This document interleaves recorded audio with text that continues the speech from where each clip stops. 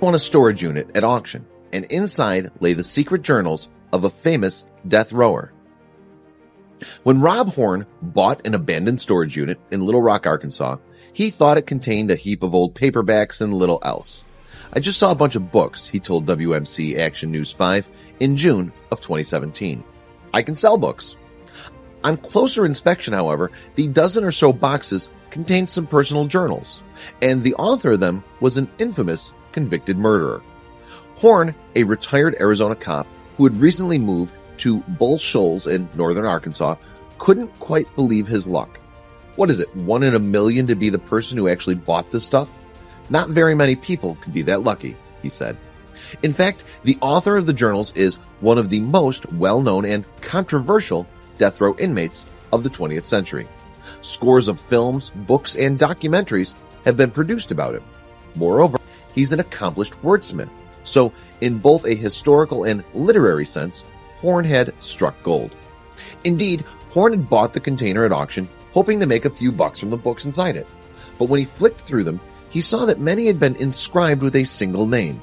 He didn't think much of it, but then his wife found an intriguing personal letter. Who exactly had all this stuff belonged to? We started Googling real quick, Horn told WMC Action News 5. Of course, we came up with it. Then I thought, wow, we might be able to make some money off this. I consider myself really, really lucky, is what I got to say. In fact, the books had belonged to Damien Echols, one of the so-called West Memphis Three. Echols spent 18 years on death row for the murder of 3 young boys in 1993. But the conviction was controversial, partly because prosecutors had exploited local hysteria about supposed Satanists operating in West Memphis, Arkansas, a small city in the heart of the Bible Belt. The story began on May 5th, 1993, when 3 8-year-old boys disappeared while out playing near their homes in West Memphis. Their parents reported them missing, and police dispatched search teams the next morning.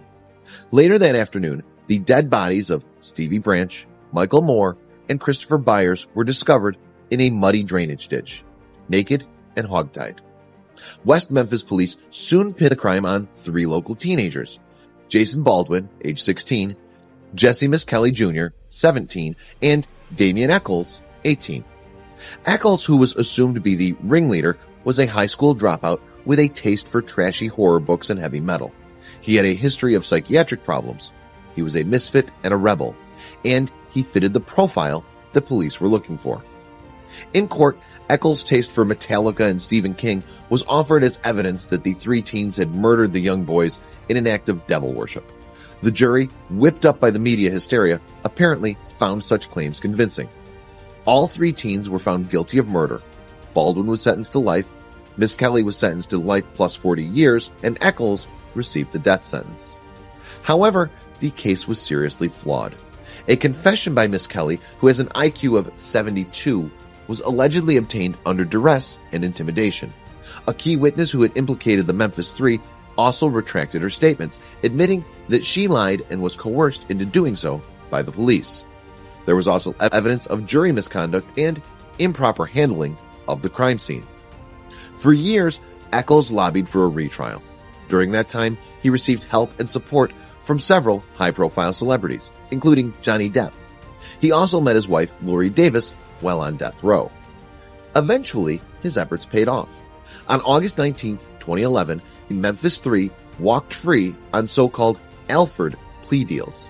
Technically, the court still considers them guilty, but their time has now been served.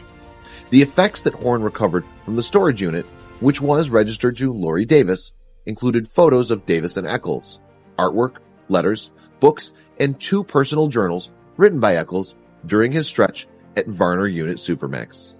These journals are going to be an insight into what it was like for him when he was in prison, Horn told WMC Action News 5. That ought to make for good reading. Indeed, Echols has written much about death row. In fact, he's penned 3 published books about his ordeal: Almost Home, My Life Story, Life After Death, 18 Years on Death Row, and Yours for Eternity, a love story on death row. His depictions of daily life in a Supermax prison are as raw and riveting as they are disturbing. The exercise yard, wrote Echols in an article for the Guardian newspaper in 2013, was little more than a filthy concrete stall, much like a miniature grain silo.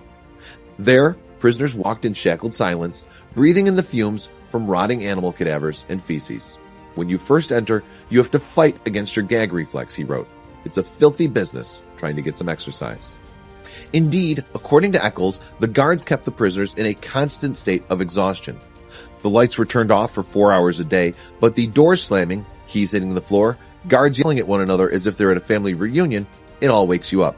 You can never sleep very deeply here anyway, because you have to stay aware of your surroundings. Bad things can come to those caught off guard.